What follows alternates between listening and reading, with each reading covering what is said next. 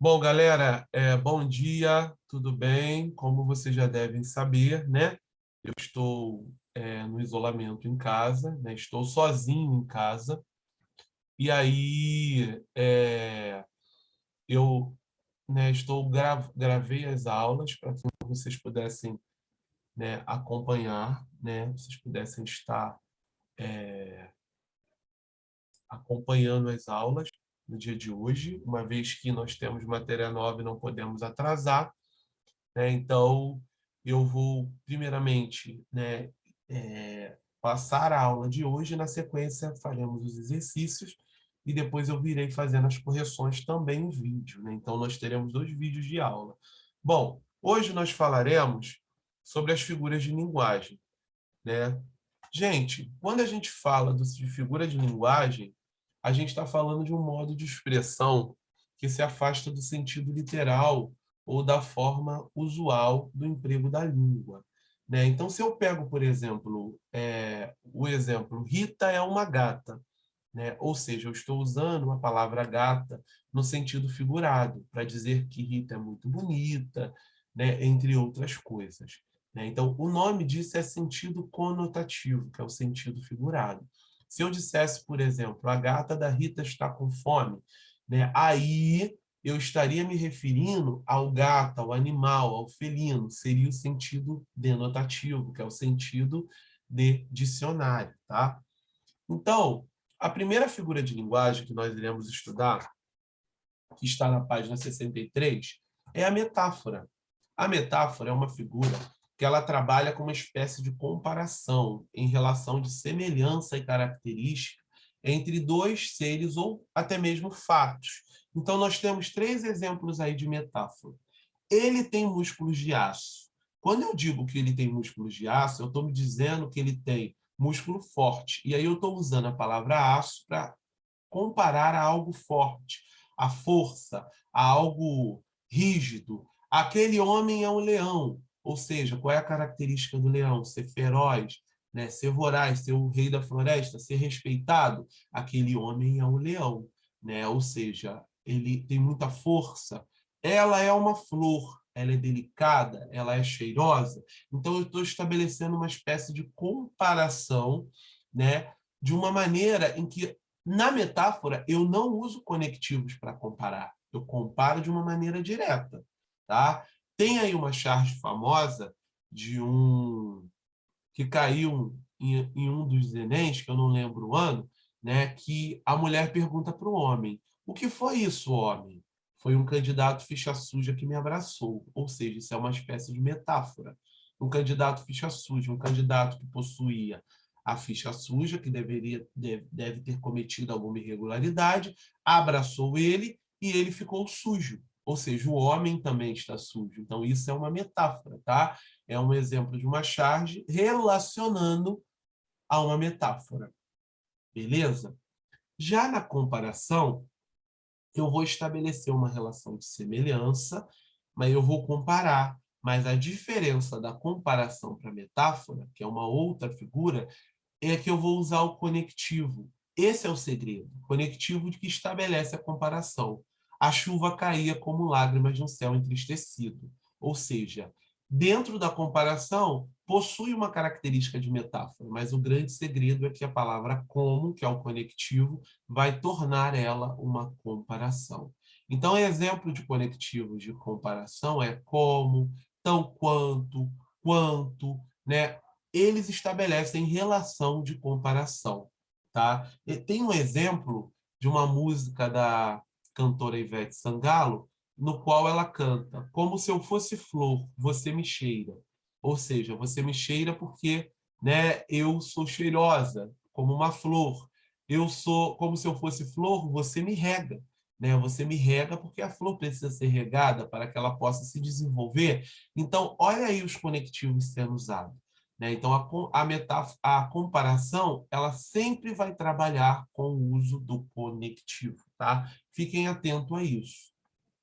Bom, antítese, anti, contrário, né? Tese, contrário ao que se diz.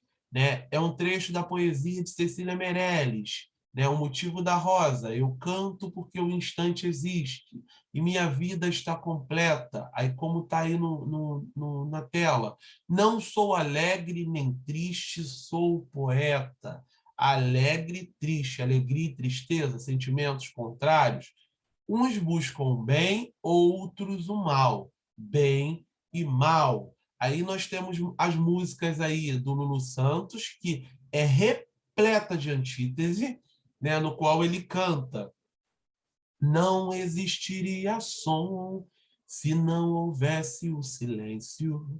Não haveria luz se não fosse a escuridão. A vida é mesmo assim, dia e noite, não e sim. Podem virar a cadeira para mim. The Voice Brasil, galera. Não existiria som se não houvesse o silêncio. Ou seja, som, silêncio. Não haveria luz se não fosse a escuridão. Luz, escuridão. A vida é mesmo assim. Dia e noite, não e sim. Dia e noite, não e sim. Palavras contrárias, antíteses, tá? Bom, uma outra música da Nana Caymmi, que eu adoro, que eu gosto muito, né? Que ela canta: respondo que ele aprisiona, eu liberto. Ele adormece as paixões, eu desperto. Vocês não sabiam que tinha um professor cantor, né? Respondo que ele aprisiona, eu liberto. Que ele adormece as paixões, eu desperto. Ou seja, aprisionar, libertar, adormecer, despertar. Sentimentos contrários, tá? Antítese. A prosopopeia ou a personificação, ela vai se pautar, trabalhar, né, em atribuir características humanas a seres não humanos. Seus olhos corriam pela fazenda, enquanto a lua lhe sorria. Opa, a lua sorriu. A lua vai ganhar uma característica humana? A lua vai sorrir para alguém? Né? Então, eu estou dando uma característica humana à lua. E aí nós temos no exemplo já uma piada pronta, que é uma música da banda Calypso, que diz: a lua me traiu. A lua ganhou uma característica, o poder de trair alguém. E aí dentro da lua, o Chimbinha, que é o ex-parceiro da Joelma, ou seja, a lua me traiu, tá? Isso é uma figura de linguagem. Bom, tem outra também, que é uma música do Roupa Nova, que ele canta: amanheci sozinho, na cama um vazio, meu coração que se foi, sem dizer se voltava depois. Opa, meu coração que se foi, sem dizer se voltava depois, o coração ganhou vida e foi embora, ainda não me disse se voltaria. Então, isso é uma personificação. O coração ganhou vida. Beleza? Vocês não sabiam, né, que vocês tinham um professor cantor? É porque eu não estou com instrumento aqui para acompanhar, senão ia ficar melhor ainda, com a voz fanhosa, né, tossindo o tempo inteiro, mas eu estou cantando. Tudo por vocês, para que vocês possam aprender. Vamos lá, galera.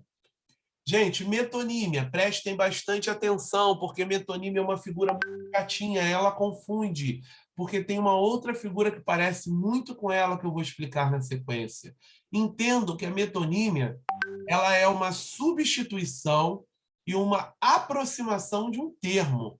Na metonímia, eu tenho uma substituição lógica da palavra, que é semelhante à que eu disse, estabelecendo uma proximidade. Como, por exemplo, quando eu digo gosto de tomar Danone, eu estou substituindo a marca Danone ou o nome Danone por iogurte, tá? Ou seja, há uma relação Danone e iogurte.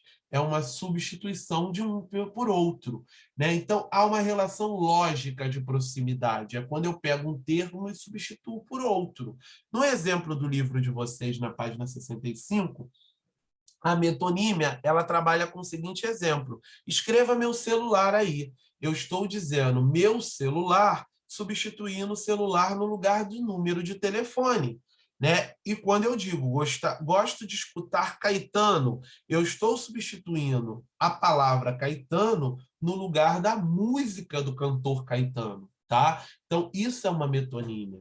Já, tem um exemplo de uma metonímia que ele trabalha com que foi usado muito no reality show, né, que é o Big Brother Brasil, no qual o Tadeu falava o tempo inteiro: o Brasil está vendo, não é o Tadeu, o Brasil está vendo, ou seja, ele está substituindo a palavra Brasil por brasileiro, telespectadores, as pessoas, indivíduos.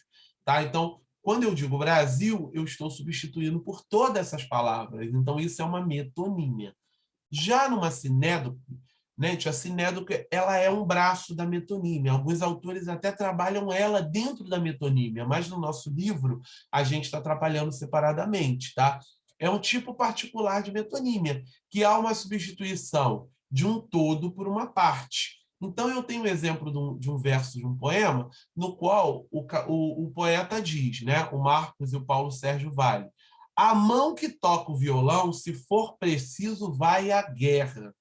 Eu estou substituindo a palavra mão por indivíduo, por homem, tá? Ou seja, uma parte por um todo. Então, eu estou trabalhando o sentido da palavra mão por um todo. Diferente da metonímia, eu estou substituindo, né, uma parte que é a marca, né, por um todo.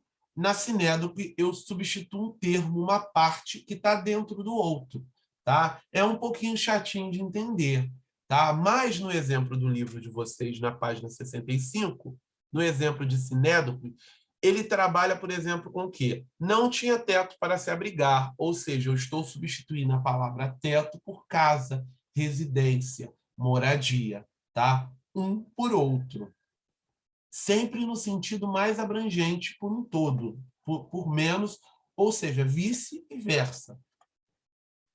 Bom, espera aí que o Zoom me avisou aqui que eu tenho 10 minutos, né? Eu estou no Zoom gratuito, mas vai dar tempo. Antes de 10 minutos eu termino.